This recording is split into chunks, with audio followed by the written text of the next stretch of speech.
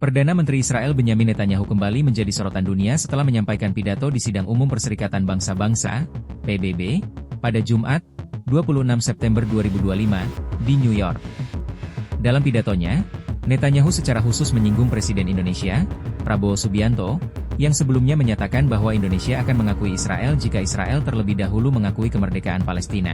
Netanyahu menyebut pernyataan tersebut sebagai sebuah kata-kata penyemangat dan menyatakan bahwa sikap Indonesia, sebagai negara berpenduduk Muslim terbesar, bisa menjadi pertanda arah baru dalam dinamika Timur Tengah.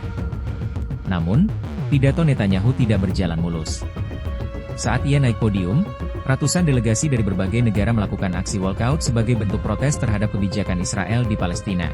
Aksi tersebut membuat ruang sidang PBB dipenuhi kursi kosong, sehingga menciptakan suasana yang tegang dan menunjukkan betapa besar penolakan internasional terhadap posisi Israel dalam konflik berkepanjangan di Gaza maupun tepi barat. Aksi walkout ini menjadi salah satu momen paling menonjol dalam sidang PBB tahun ini. Menanggapi sorotan Netanyahu terhadap pernyataan Presiden Prabowo, Menteri Luar Negeri Indonesia, Sugiono, menyatakan bahwa hal tersebut adalah posisinya dia dan tidak mengubah prinsip dasar diplomasi Indonesia.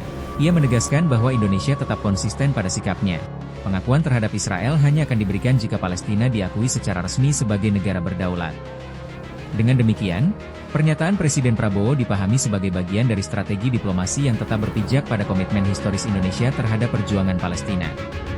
Pidato Presiden Prabowo sendiri di forum PBB pada 23 September 2025 sebelumnya mendapat sambutan hangat dari berbagai delegasi. Prabowo menegaskan bahwa Indonesia mendukung penuh kemerdekaan Palestina dan menyatakan keterbukaan untuk mengakui Israel dengan syarat utama, pengakuan kedaulatan Palestina. Ucapan tersebut menuai tepuk tangan dari hadirin, sekaligus menempatkan Indonesia pada posisi yang unik dalam percaturan diplomasi internasional, di mana keseimbangan antara prinsip dan pragmatisme politik menjadi kunci.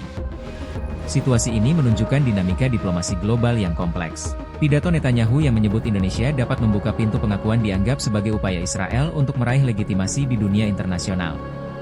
Namun, respons Indonesia tetap menegaskan garis merah, kemerdekaan Palestina adalah prasyarat mutlak. Dalam konteks PBB, aksi walkout besar-besaran menandakan bahwa meski ada suara-suara yang mendukung normalisasi, tekanan moral dan politik terhadap Israel masih kuat di panggung dunia.